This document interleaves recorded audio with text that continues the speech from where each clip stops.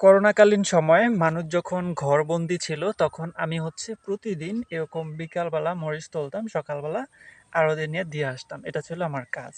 But সবাই ঘরে থাকলেও বা লকডাউন পালন করলেও আমি পালন করতাম না। আমার একটা সার্ভিস চলতেই থাকতো এরকম প্রতিদিন। এরকম সুন্দর পরিবেশের ভিতরে হালকা রোদ, হালকা বৃষ্টি বা এরকম শীতল ঠান্ডা বাতাসের ভিতরে বসে বসে এরকম মরিচ তুলতাম। তোলার পরে এগুলাকে আমি সকালবেলা বাজারে নিতাম। বাজারে নেওয়ার পর আড়তে দিয়ে আবার বাড়িতে এসে সকালবেলার খাওয়া শেষ করে তারপর আবার তোলার কাজ শুরু করে দিতাম। একবারে ভোরে যাইতাম, 6:30 7টার দিকে যাইতাম। তারপর সেখানে রেখেই আবার চলে আসতাম, আসার পর আবার তুলতাম। তোলার পরে বিকালবেলাও তুলতাম। তোলার পরে এগুলাকে নিয়ে আবার বাড়িতে যাইতাম বিকালবেলা তোলা শেষ করে। এরপরে সকালবেলা আবার বাজারে নিয়ে দিয়ে আসতাম।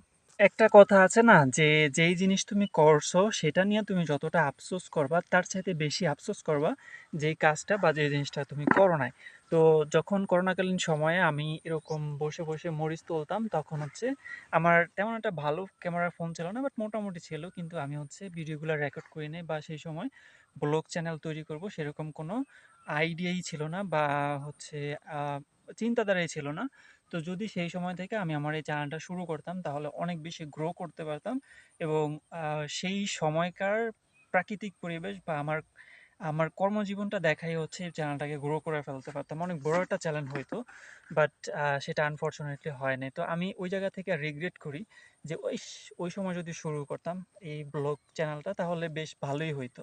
একটা সময় আমাদের খামারে অনেক বেশি মরিচ হইতো, বাট এখন ওয়েদার পরিবেশ খারাপ হওয়ার কারণে আমাদের খামারে এত বেশি মরিচ হয় না। বাট এবার আমরা করছি একেবারে অল্প করে। এর আগে আগে আমরা করতাম অনেক বেশি বেশি করে, বাট এবার করছি একদম অনেক কম। কারণ হচ্ছে বেশ কয়েক বছর মরিচের ফলন তেমন একটা ভালো হয় না, কারণ আমাদের এদিকে অনেক বেশি ব্রিক ফিল, মানে পাশে অনেক বেশি ব্রিক ফিল থাকার কারণে অনেক বেশি ধোঁয়া হয়। এবং এই ধোঁয়ার কারণে ধোঁয়াটা বৃষ্টিতে এই পাতার উপরে পড়ে, পাতার উপরে পড়ার কারণে পাতাগুলো নষ্ট হয়ে যায়।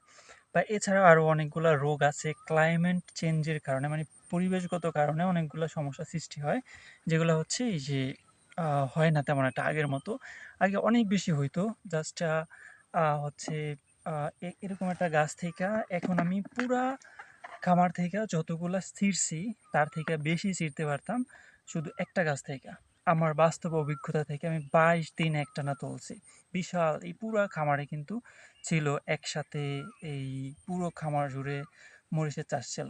তো এবার খুবই অল্প করছি, অল্পর ভিতরেও যতটুকু করছি অতটুকু তেমন একটা ভালো হয় নাই। পাতাগুলা নষ্ট হয়ে যায়। আবার প্রাকৃতিক দুর্যোগ সমস্যা, প্রাকৃতিক কারণে এই গাছগুলায় ফুল আসে, ফুল টিকে না, আবার পাতাগুলো চিরি হয়ে নষ্ট হয়ে যায়। যেমন এই গাছে এরকম একটা, এগুলোর আবার ফলও ভালো হয় না, ফলও ছোট ছোট এরকম খারাপ খারাপ হয়।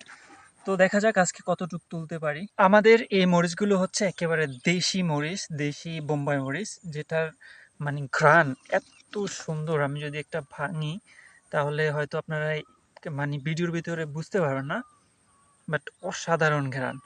মানে এক কথায় অসাধারণ। আপনারা যদি খান বা খাওয়াইতে পারতাম আপনাদেরকে, বা ঘ্রাণটা আহ দেখাইতে পারতাম, বা শোঙাই মানে নিতে পারতেন নাকে, তাহলে বুঝতে পারতেন জিনিসটা। এবং আজকের গুলাও যেহেতু বিকালবেলা তুলছি সেহেতু এগুলাকে সকালবেলা বাজারে নিয়ে যেতে হবে, যেই কটাই হোক না কেন।